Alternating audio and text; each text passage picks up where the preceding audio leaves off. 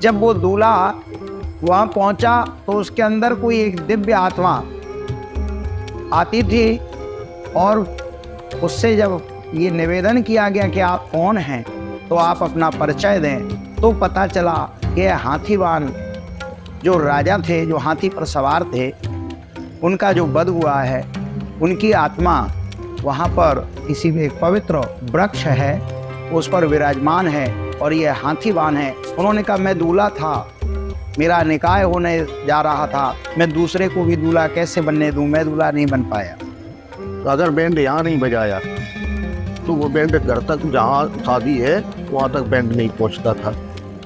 दूल्हा उधर से जैसे शादी करके आए, अगर दूल्हा अगर यहाँ नहीं उतरा तो पालकी पलट जाती अपने आप ही। ऐसा बताते हैं घोड़े पे बैठ के कोई नहीं यहाँ से नहीं निकल सकता था, कोई ऊँट पे बैठ के नहीं निकल सकता था। अगर उतर के जैसे वहाँ से उतर के और यहाँ तक आओ और फिर चले जाओ, कोई दिक्कत नहीं थी। उसके बाद गुरु जी पे महाराज जी का सवारी आई। तो आज की तारीख में आपको पंडोखर में अगर गए हो तो पंडोखर में भी देख लेना, और यहाँ भी विकास चल रहा है, वहाँ भी चल रहा है। गुरु जी पे इस समय पूरी गुरु महाराज जी की शक्ति है, महाराज जी से डायरेक्ट उनका कांटेक्ट है, डायरेक्ट बात होती है। साधु संतों और सिद्ध शक्तियों से भरे इस भारत देश में ऐसे ऐसे सिद्ध महापुरुषों का प्राकट्य हुआ है जिनकी सिद्धि और शक्ति का कोई अंत नहीं है। ऐसे ही एक सिद्ध महापुरुष रहे हैं मध्य प्रदेश के बरहा गांव में स्थित लोक देवता हाथीवान महाराज जी, जिनका जन्म तो एक मुस्लिम परिवार में हुआ था, पर उनकी हनुमान जी के प्रति अटूट भक्ति और जीवन में कुछ अनहोनी घटनाओं के कारण वो आज लोक देवता के रूप में जाने जाते हैं।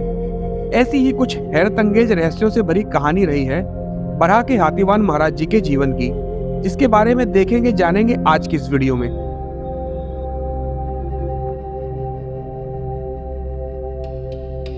नमस्कार मित्रों, स्वागत है आप सभी का हमारे आज की इस वीडियो में, जहां हम आज आपको लेकर चलने वाले हैं मध्य प्रदेश के भिंड जिले के बरहा गांव में स्थित सिद्ध स्थल हाथीवान महाराज की ओर, जिनके बारे में कई रहस्यमयी कहानियां कही जाती हैं और वर्तमान में जिनकी कृपा से कई लोग सिद्ध भी हो चुके हैं। तो मित्रों आइए चलिए जानते हैं थोड़ा बहुत हाथीवान महाराज जी के जीवन के बारे में और उनके सिद्ध स्थान से जुड़े कई रहस्यों के बारे में। तो आइए फिर शुरू करते हैं।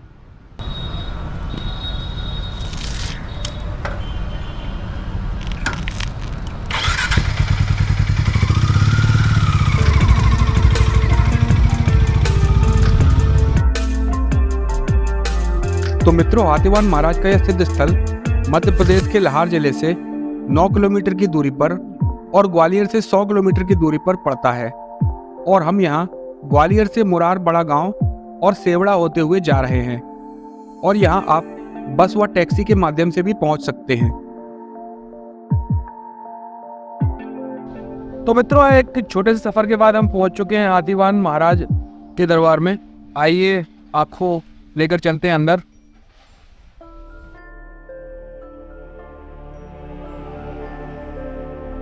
हाथीवान महाराज एक राज्य के शासक थे, जिन्होंने अपने जीवन में बहुत सारे संघर्ष करते हुए अपने जीवन को एक श्रेष्ठ शासक के रूप में जिया है।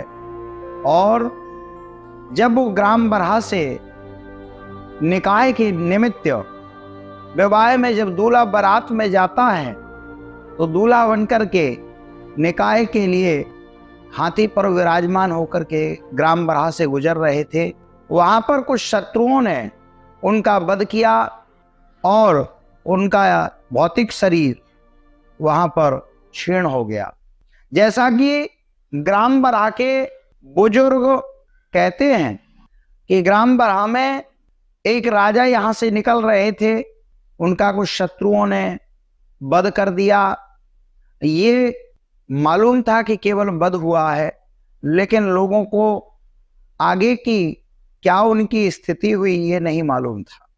कुछ समय पर्यंत वहां पर जब विवाह होता था ग्राम बरहा में, और वो दूल्हा घोड़ी पर बैठ करके यदि बारात में सम्मिलित होकर के निकलता था, तो वो घोड़ी अपने आप ही वहां पहुंच करके विचलित हो जाती थी और जो उन पे सवार होता था दूल्हा उसको फेंक देती थी। उसके बाद ऐसा क्रम हर बारात के साथ होने लगा और जब वो दूल्हा वहां पहुंचा तो उसके अंदर कोई एक दिव्य आत्मा आती थी और उससे जब ये निवेदन किया गया कि आप कौन हैं, तो आप अपना परिचय दें, तो पता चला कि हाथीवान जो राजा थे, जो हाथी पर सवार थे, उनका जो वध हुआ है, उनकी आत्मा वहां पर किसी भी एक पवित्र वृक्ष है उस पर विराजमान है और ये हाथीवान है। उन्होंने कहा मैं दूल्हा था, मेरा निकाह होने जा रहा था, मैं दूसरे को भी दूल्हा कैसे बनने दूं, मैं दूल्हा नहीं बन पाया। तो मित्रों, अभी हम हैं हाथीवान महाराज जी के जो व्यवस्थापक हैं, महाराज जी हैं, उनके साथ। महाराज जी, इस स्थान के बारे में काफ़ी रहस्यमय कहानी और काफ़ी ऐसी कई अनकही कहानियां सुनने को मिलती हैं, उनके ऊपर थोड़ा प्रकाश डालिए, आप बताइए इसके बारे में। लगभग 200 साल पहले यहाँ से एक रास्ता थी, यहाँ से ही रास्ता थी। तो महाराज जी के बारे में कोई पहले जानता नहीं था क्या है क्या नहीं है, क्या छोटा सा मंदिर था और यहीं से रास्ता थी। तो क्या है, लोग वहाँ निकलते थे, तो जैसे किसी की शादी है और बैंड वाले निकले, तो अगर बैंड यहाँ नहीं बजाया तो वो बैंड घर तक, जहाँ शादी है वहाँ तक बैंड नहीं पहुँचता था।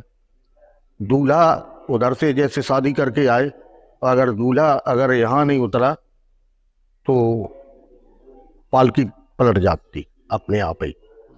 ऐसा बताते हैं, घोड़े पे बैठ के कोई नहीं यहाँ से नहीं निकल सकता था, कोई ऊँट पे बैठ के नहीं निकल सकता था। अगर उतर के, जैसे वहाँ से उतर के और यहाँ तक आओ और फिर चले जाओ, कोई दिक्कत नहीं थी ऐसा। और फिर धीरे धीरे महाराज का विकास होने लगा, मंदिर निर्माण भी होने लगा, इनकी शक्तियाँ भी धीरे धीरे धीरे धीरे बढ़ने लगी। तो उसके बाद गुरु जी पे महाराज, पहले हमारे ताऊ जी पे सवारी आती थी महाराज जी की, तो रास्ता चलते भी बताते थे कि तुम्हारा फलाना काम होना है, तो वो काम होता था। उसके बाद गुरु जी पे महाराज जी का सवारी आई। तो आज की तारीख में आपको पंडोखर में अगर गए हो तो पंडोखर में भी देख लेना, और यहाँ भी विकास चल रहा है, वहाँ भी चल रहा है। गुरु जी पे इस समय पूरी गुरु महाराज जी की शक्ति है, महाराज जी से डायरेक्ट उनका कांटेक्ट है, डायरेक्ट बात होती है।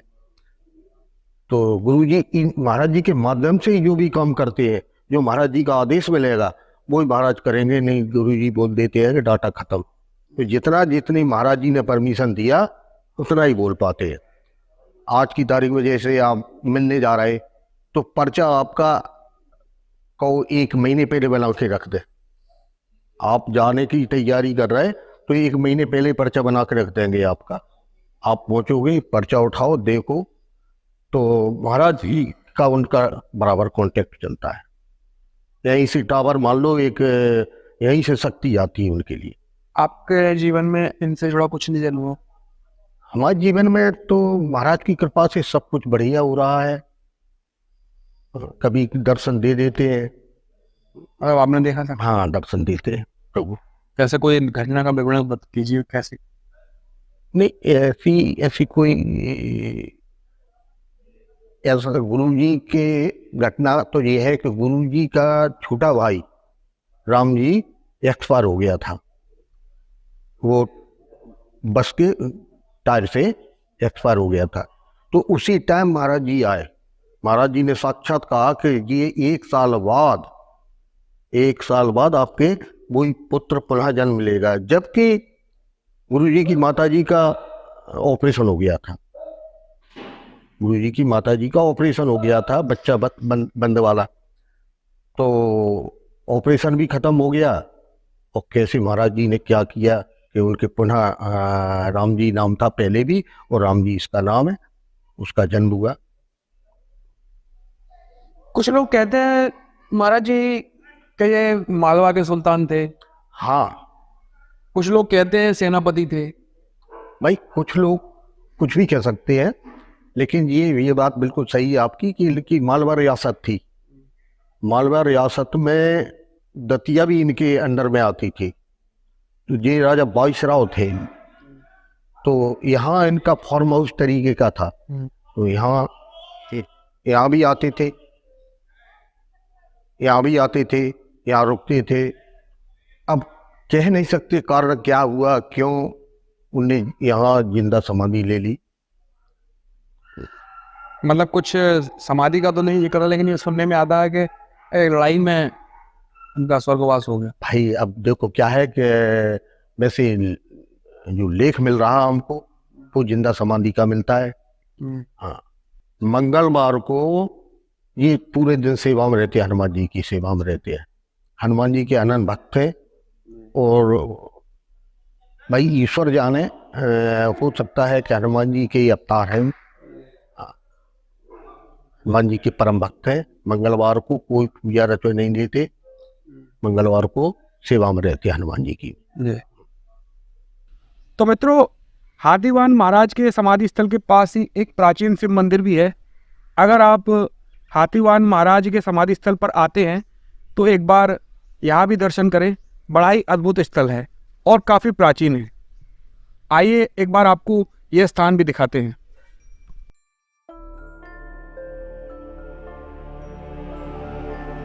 हर घड़ी, हर क्षण, हर गुजरता हुआ वक्त इतिहास की एक कड़ी है।